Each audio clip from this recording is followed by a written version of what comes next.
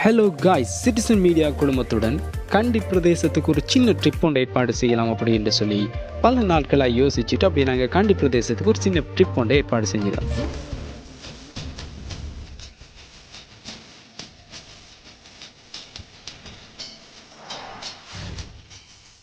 அங்கே போயிட்டு அவங்கள்ட்ட கண்டி பிரதேசத்தில் இருக்கக்கூடிய மக்கள்கிட்ட கேட்டோம், இங்கே இருக்கக்கூடிய ஒரு நல்ல பிளேஸ் ஒன்று சொல்லுங்கள் அப்படின்னு சொல்லி. அவங்க சொன்னாங்க கேசிசிக்கு போங்களேன் அப்படின்னு சொன்னாங்க. கேசிசி அப்படின்னு சொன்னால் வேறு எதுவுமே இல்லைங்க, கண்டி சிட்டி சென்டரை தான் நாங்கள் அப்படின்னு சொன்னோம்.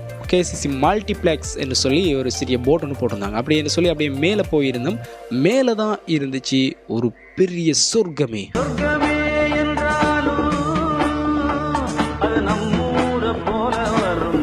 சரி, அப்படியே உள்ளே போனோம். அங்கே சைல்டுக்குரிய ஒரு பெரிய சொர்க்காபுரியை ஏற்பாடு செஞ்சுருந்தாங்க. அதுக்குள்ளே 50 ரூபாய் டிக்கெட்டோடு நாங்கள் உள்ளே போயிருந்தோம். அதுக்குள்ளே போனோம் அப்படின்னு சொன்னால் ஒரு பிரம்மாண்டமான சுற்றும் குதிரை ஒன்று ஏற்பாடு செய்யப்பட்டிருந்தது.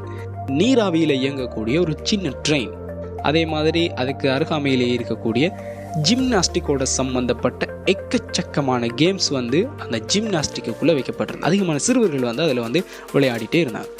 அப்படியே போனோம் அப்படின்னு சொன்னால் வீடியோ கேம்ஸ், அதே மாதிரி புராதன பண்டைய உபகரணங்கள் அங்கே வச்சுருந்தாங்க. சீஃபோர்ட் கேம்ஸ்,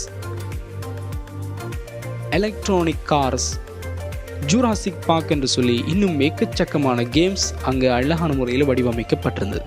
சரி, வந்ததுக்கு ஏதாவது செய்யலாமா அப்படி என்று சொல்லி டால்ஸ் கேம்ஸை விளையாட ஆரம்பித்தோம்.